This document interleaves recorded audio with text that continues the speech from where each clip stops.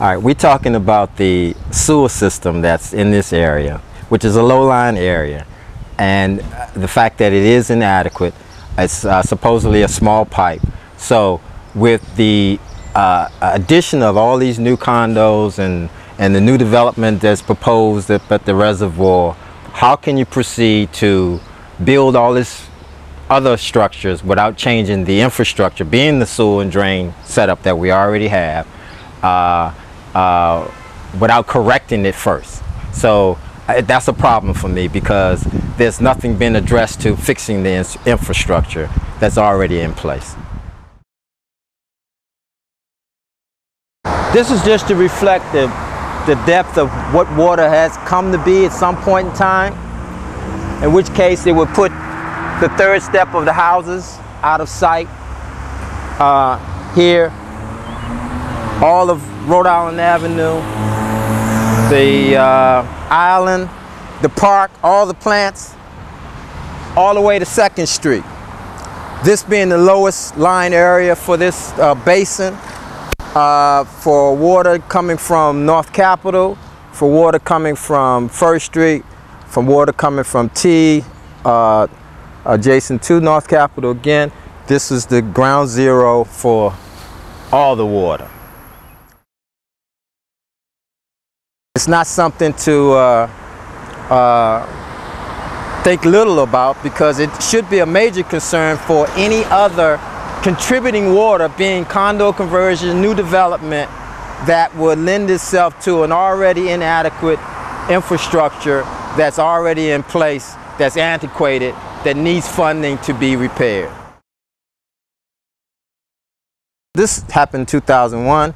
It's probably happened 5 times since.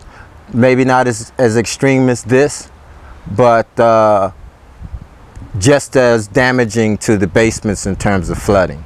I mean, if the sewer and drain water is combined and it's raining hard and the water is coming off your roof, that means that same water, if the catch basin is not taking it away from you, is putting it in your basement, because the same water that the sewer carries is the same pipe that comes off your roof. I lost the content of my entire basement, and only to find later that sewer and drain was not included on my policy. So FEMA supplemented me with costs for a furnace, hot water tank, minimal, but just to get me up and running in terms of utilities, but not any damage to the walls, not any personal content. I had to take care of all that myself. Now, with all that damage having superseded this ongoing problem that we have, they put a cap on insurances, whereas now you can only get sewer and drain up to maybe a $10,000 limit, and you have to amend it to be increased by the value you want to place on your personal content. So to look at it carefully, you really got to be concerned as to what amount to buy for sewer and drain, because if you have a finished basement and you know that might cost $35,000–$40,000 to put back in order, you need to insure it for that value, versus just thinking that insurance company is going to take care of your personal belongings when they're really not. $10,000 is not a lot of money when you talk about the damage that water can do to your house.